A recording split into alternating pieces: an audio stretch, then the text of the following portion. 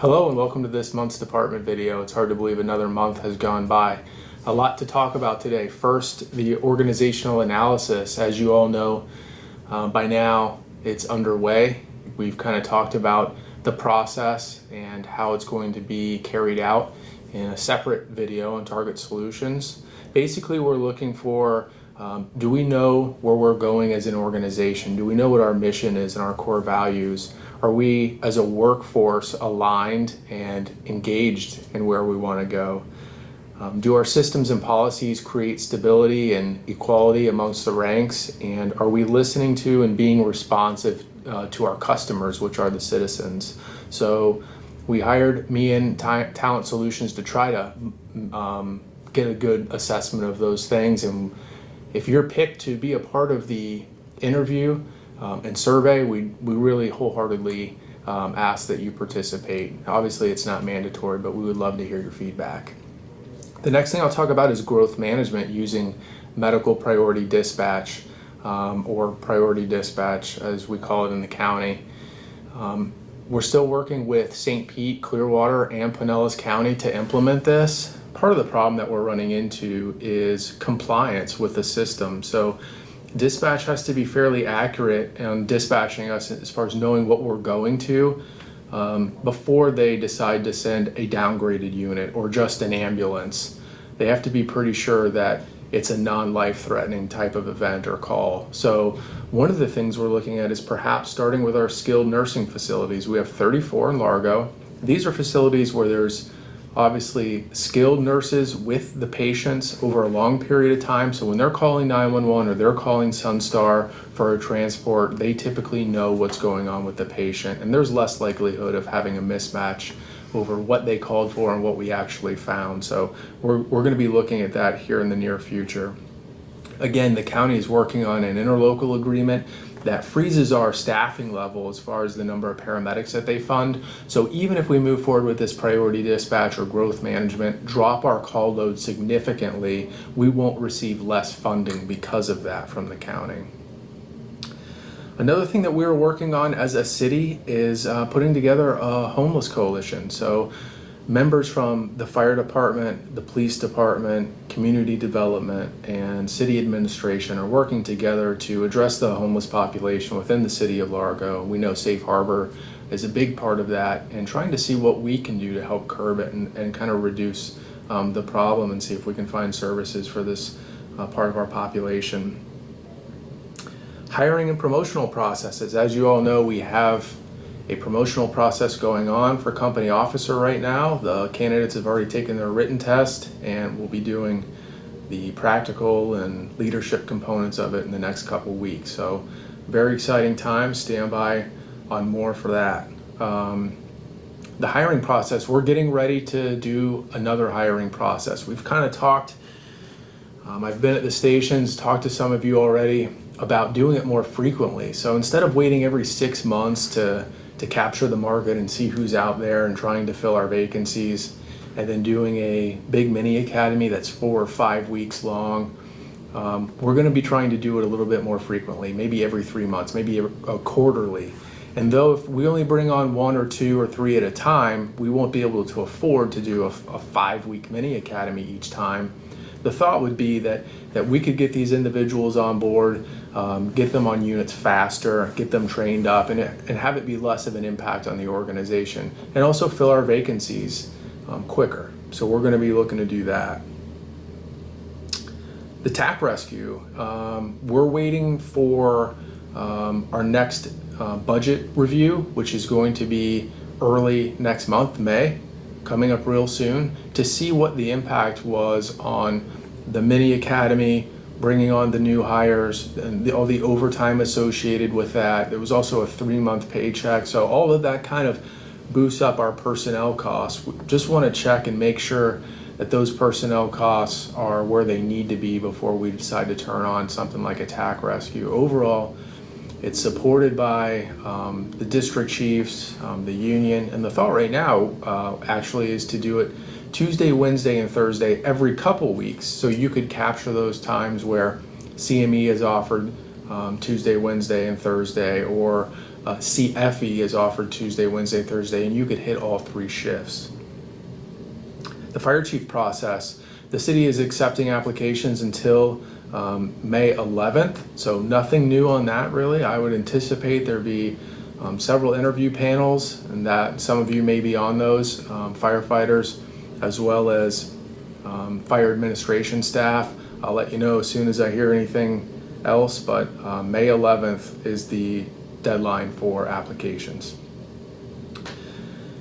We met with the union and our firefighter escape system committee this week. So it's made up of firefighters, company officers, and chief officers, all levels of the organization. And really the purpose is to restart the firefighter escape system training and determine how we want to do that. Obviously, we want to make sure that these devices get in everyone's pocket so they have them to use, and that we put on a training where people feel comfortable and getting familiar with the devices. So the next step is some of the members of the committee, I believe, are going to go to Osceola County where they have the prop, and they're going to actually use the prop and look at it and see if that's something that we want to build here and move forward with that. So we have another meeting in another few weeks where we have some updates and some progress, but more to come with that. And last but not least, we've been trying to get out to the stations, get out and see you guys and talk to you, find out what's going on, what's going good, and what we can do better, and what your frustrations are, and we're going to try to continue to do that. So don't be surprised when you see us out at the stations. I promise it's not to spy on you, it's to talk to you and just get a feel for what's going on. So with that, we hope to see you soon. Have a great day and be safe.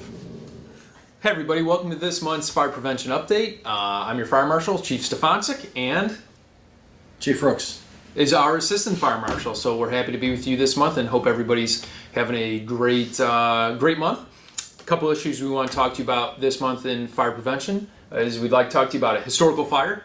We're going to talk to you about some operational concerns and how we help you out from fire prevention. And then we're also going to talk about some special fire protection features in our buildings, which also affect everybody on the line. So fire of the month we want to discuss is the St. Anthony's Hospital fire, which occurred in Effingham, Illinois on April 4th, 1949.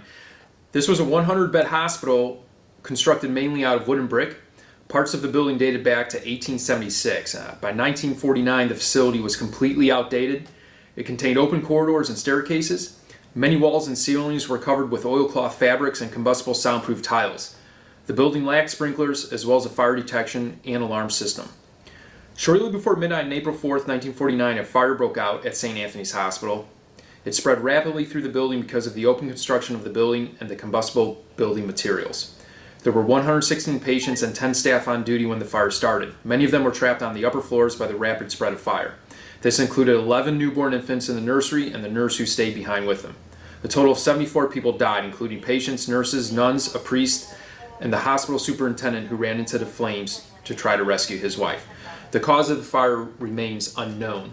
We just want to talk about these historical fires, but also understand how it affects where we are today. So, Don, we have 2 hospitals in our community. Can you maybe talk about where the code has brought us today and the issues we had at this fire and what we have in place at our hospitals in town and how they affect our responders? Sure. We have the 2 hospitals, Largo Medical Center on 201 14th Street Southwest and Largo Medical Center, Indian Rocks at 2025 Indian Rocks Road. Both hospitals are sprinklered throughout completely with a dry pipe component under the canopies. They both have full alarm systems throughout, enclosed stairwells. They have a automatic standpipe system throughout the stairwells and throughout the corridors of the hospitals. If the crews haven't had a chance to pre-plan these hospitals lately, or just walk through them, not pre-plan them, the pre-plans are existing and the pre-plans are very good. Dave Hagedorn put together some excellent pre-plans for these hospitals, and they're very good. I encourage the crews to look at those, walk through the hospitals, get familiar with them. They are large facilities that could be easily, you could get lost in them easy if it was charged with smoke. But the hospitals also have fire proper fire separation, fire doors that will close automatically, designed to contain the fires to the area of origin. So, as Chief Brooks said, now's the time to pre-plan before the incident occurs and to understand the systems in these buildings, as well as another thing to remember too is both these locations do get a high hazard response. 4 engines, 2 trucks, a squad, a rescue, and 2 DCs. So now we just want to briefly talk about an area that fire prevention does to make the your response to a location better. So one of those things we utilize in fire prevention is called a caution note. Caution notes appear on your MDC while you're en route to an incident. They are the notes that are usually at the beginning. If they're going to be present for a location, they're at the top of the screen where all your notes are coming in. Our inspectors are currently working on a project to make sure that the caution notes that you're receiving while you're en route to a location are accurate and they're actually that the information that you, the responders, want. Chief Brooks, you want to talk real briefly about that? Sure. Inspectors Hengstenberg and Kinsey are putting together a short survey that they would like participation from the field units or field crews to give some input on what you think is important on the caution notes. That's about it. I mean, some of the caution notes will have a multitude of things such as AEDs and things like that, which I don't know if we really are concerned with that ourselves, because I'm pretty sure our crews carry their own AEDs with them. Cool. But, So watch out, we're going to be sending everybody a survey to identify what it is you, the end user, want while you're responding to a location. Yep. Cool. All right, now lastly we want to talk to everybody about just some fire protection features you may encounter while on scene of an incident. So today, this month on, I want to talk about fire department connections. So you can see we're here at City Hall. This is the fire department connection, which supports the sprinkler system here at City Hall. And all fire department connections can either support a standpipe system or the sprinkler system in the location. It's up to you to identify in the pre-plans whether or not it is just for a standpipe or for a sprinkler. However, if the sign says standpipe, it's just going to support the standpipe system. Chief? yeah, that's correct. It could also support a combination standpipe and sprinkler. The FDCs are either going to be 5-inch or you have the 2.5-inch connections that we have in our jurisdiction. And every fire department connection per code should have a fire hydrant within 100 feet of the fire department connection. So it's not a fire hydrant within 100 feet of the building. It's within 100 feet of where the fire department connection is. However, that code is only in place for buildings that were constructed in more modern construction. That code did not become effective until the late 1970s. So there are buildings, just like Bayshore 1, that does not have a fire hydrant within 100 feet of the FDC. So it's very important that we pre-plan and become familiar with those locations. So that's our monthly update for this month. Hope everybody stays safe and enjoy. All right. Hello everyone, it's Chief McDonald here with this month's video update. And I'm Matt Carpenter, the new Division Chief of Logistics. All right, we want to take a moment and discuss the new initiative that we got going forward with Truck 42's 5-inch supply hose, 5-inch supply hose, and Chief Carpenter is going to explain what we're doing.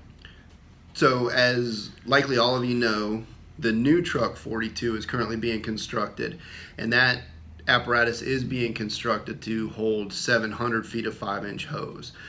So late September, October, when we take delivery of that new apparatus, the new standard for Truck 42 will be 700 feet. In preparation for that, after having some discussions with the lieutenants at Station 42 and the crews and getting some feedback, the decision has been made that we're going to change the current hose load on the current Truck 42 to 700 feet as well, keeping in line with that the new established standard of 700 feet. Absolutely. So as you probably know by now, by the time this video comes out, you've seen a Target Solutions assignment. You've seen the email come out from Chief Carpenter explaining it. Again, we've discussed this with Truck 42's lieutenants, a couple crew members, etc. Got some feedback for them. This was very positive.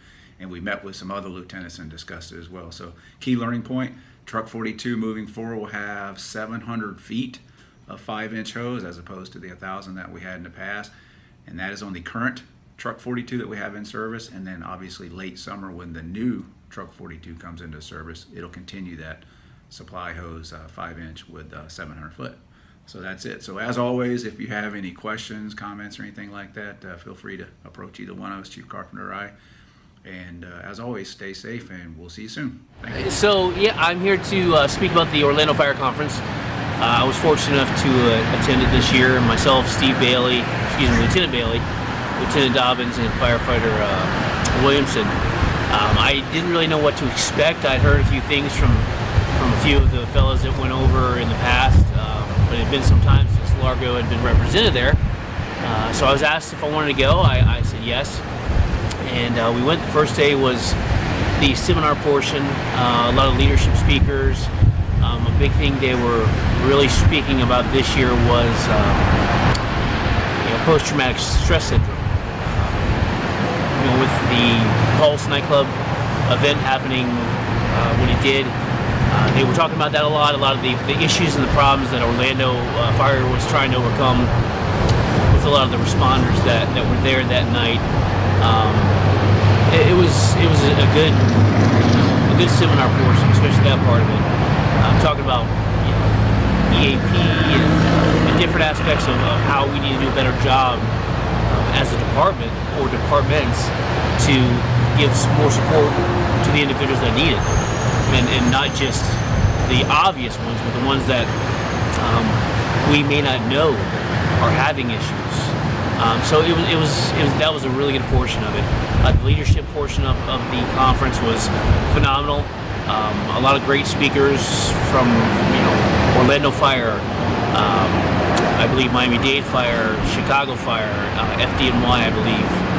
So it was good to know that a lot of the problems and issues that we may be having here from time to time, they're happening nationwide, as well as a lot of the good things that are going on within the departments. So it's kind of a round robin of same problems but same benefits as well.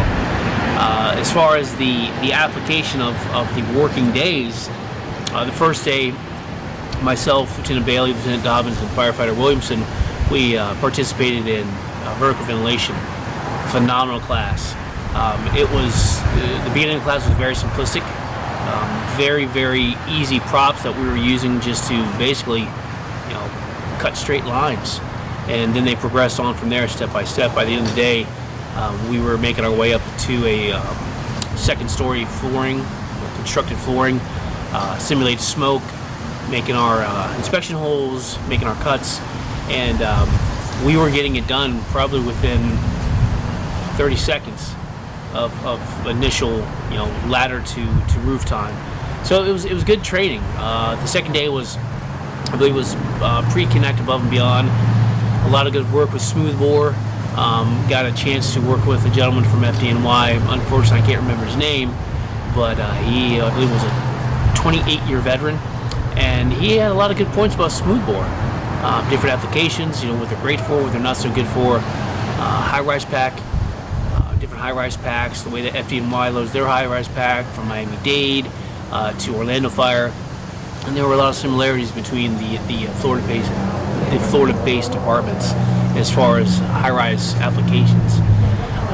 Then we did a lot of garden department style firefighting, different applications, hoisting hose to whatever floor we need to attack with at the time. And the one thing that I enjoyed the most was the fact that all the instructors weren't just Orlando Fire instructors, they were instructors from all over.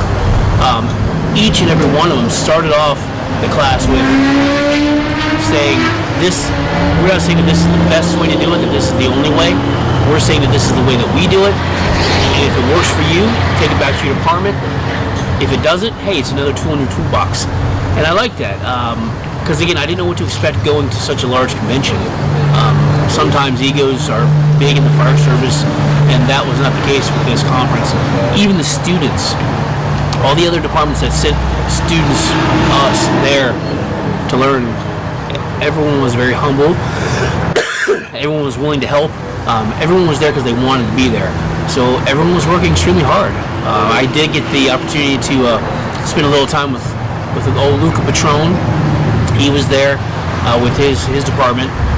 It was kind of funny because after the first day we all met for dinner, and I asked him what class he took, and he said advanced education.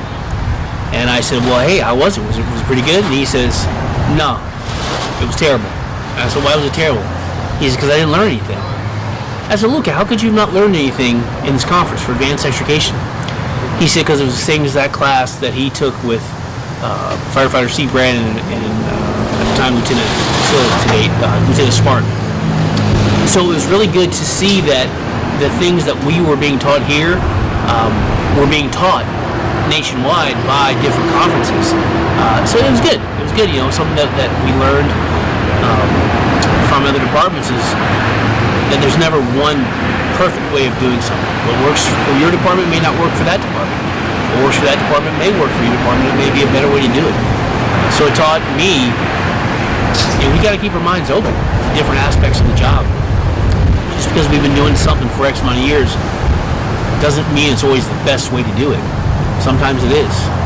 But overall, I would encourage any and every one of us in Largo Fire Rescue, if you have the opportunity to go to a conference, go, do it. It's phenomenal. You won't regret it. It'll be like a big breath of fresh air for you because you're there learning. You're getting paid to go train and have fun and learn things that can only further your career and further your knowledge of the department or for the department. The next conference, if I'm not mistaken, is in October, and it's the Fort Lauderdale Conference. I'm not exactly sure the dates, but if anyone has any questions about any of this, just please feel free to give me a call. I'll answer whatever questions I can. Thank you very much.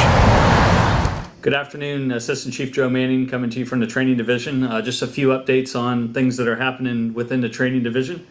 Just got done with our mini academy. We had all five recruits go through. We sent 4 to B shift. All 4 of those, once they finished their provisional status, are medics. Our 5th one went to C shift, and he's finishing medic school with a bunch of our other employees. He should be done sometime in June, and then we'll start his provisional paramedic program. So hopefully the idea is we're going to start looking again and hiring, hopefully here sometime in June, to have 4 more replace the 4 that come off their year probation, and having them start in July. So we're trying to keep our numbers up and fill all those vacancies that we have. We did have 48 people go through some acquired structure training that we did last month with the Mid-County Training Group. We had an acquired structure in Pinellas Park. I think all the training went pretty good. We had, like I said, 48 people participate and got to do some VES, got to get some people up on the roof cutting, get some people that have never pulled ceiling, got them inside pulling ceiling, pulling charge hose lines through the structure, so that went pretty good. The lieutenant process is started. We had 6 candidates. They've all taken their written test, and they'll be going on to the next portion starting here in May. Engine class email went out last week. It's all those, the deadline for those people wanting to participate is May 11th. I'd like to get as many people as we can. The class is May 21st through the 25th. And that's the engine class. Truck will be coming up shortly after that. Lastly, I want to talk about the Fort Lauderdale Fire Expo. We had I think we had 4 people go to the Orlando Fire Conference. That was in last month's department video. Fort Lauderdale's coming up. It's going to be in October 4th through the 6th. What we want to do is fill the bus, fill the purple van. So we're looking to get as many people as we can. The department will pay for your hotel, will pay for your entry fee. They have 2 programs this year. They're going to do a leadership expo for the 3 days, or they have the 1-day lecture and then 2 days of hot. They have an engine track and then also a truck company track and survival track. So three different areas you can go to. Like I said, the department will pay for the program. We'll give you the hotel. We'll cover that cost, and also we will pay for your travel. We'll get you a city vehicle to get you down there. So go through your chain of command, apply for the expo, and you will have to work on some type of trade or some swap time. We cannot give you the time off, but looking forward to that. It's a really good expo. You can look it up online. Make sure it's something that you're interested in, but they do get a lot of acquired structures. They do a lot of burning. And like I said, this year is going to be first time they're going to do a leadership expo, so that will be good too. With that, stay safe, and we'll talk to you soon. Hey everybody, just wanted to go over a few details, a few reminders about First Pass this month. As an agency, we're doing fairly well. Our individual clinician compliance is above average with the county. County wants to see us at 80% compliance or greater on an individual clinician level, and right now, as of this morning, we only have 9 people that are falling below that. So agency-wide, we're doing pretty good. Couple things I want you to keep in mind when you're doing your PCRs. Some of the repeat offenders, if you will, that come up under First Pass. 2 full sets of vitals, 4 minutes apart, and that set of vital signs includes GCS, pain scale, systolic blood pressure, heart rate, respiratory rate, oxygen saturation. All of that has to be there for it to be a full set of vitals, and they got to be 4 minutes apart. Seeing a lot of them time-stamped with the same exact time. History, meds, and allergies. You have to have all 3 of those, or none, or unknown in all those. See a lot with history and meds but no allergies, or meds and allergies but no history. Witness signature on all refusals. This is getting a lot. A lot of people aren't getting witness signatures. You have to have one on every refusal. Decisional capacity. Those words have to be in every refusal narrative. Even if it's law enforcement, family member, somebody else signing for them, that person still has decisional capacity, so it's got to be in the narrative. Solumedrol on asthma and COPD patients. It's in the protocol. If you're treating with albuterol and Atrovent, you should be following it up with Solumedrol. Every bronchospasm patient. O2 on major trauma patients. Even though it contradicts what's in some of the respiratory protocols, in the major trauma protocol, it does say that oxygen should be administered. So if you're declaring a trauma alert, they deserve oxygen, give it to them, and document appropriately. The other things like things that need to be documented as interventions in order to not be flagged under First Pass. I'm seeing proper documentation in narratives as far as reconfirming airways or ventilating patients initially before you're putting a king airway in, things like that. They're not being documented as interventions, therefore it's being flagged by the system. O2 on breathing treatments is another one. Even though you're giving them a breathing treatment, and I know you hook that up to oxygen, if you don't put oxygen administered as an intervention, it doesn't count that they were given oxygen. That's really the main culprits on First Pass, but like I said, as an agency, we're doing fairly well. We're in the upper 80th percentile of what the countywide system is doing, I'd say. So that's it for First Pass. Quick update on new medics in the agency. We have 5 paramedics right now that are in their first phase of county provisional status. I expect that by late June they will be wrapping that up and getting ready for their capstones with the medical director. We have 9 paramedic students right now in the agency, 9 EMTs attending paramedic school. They'll be wrapping up school in June and moving on to their provisional status with the county. I expect they'll be done mid to late November. So by year's end, we're looking at 14 additional paramedics in the agency. So something to look forward to. That's all I got. You guys take care, stay safe. All right, ready? Sure. Warm up handshake. Wait, that's not a handshake. Warm up high five. Warm up high five. Take one. Okay. All right. If we needed to. I don't know if you want to keep that part in there or not. No, well, I'm gonna still remain in character, and we'll let Summer delete some of those things that didn't work. That'd be awesome. But everything's working. Awesome. You do a great Very job. good. You I do know, really, I really know. good. So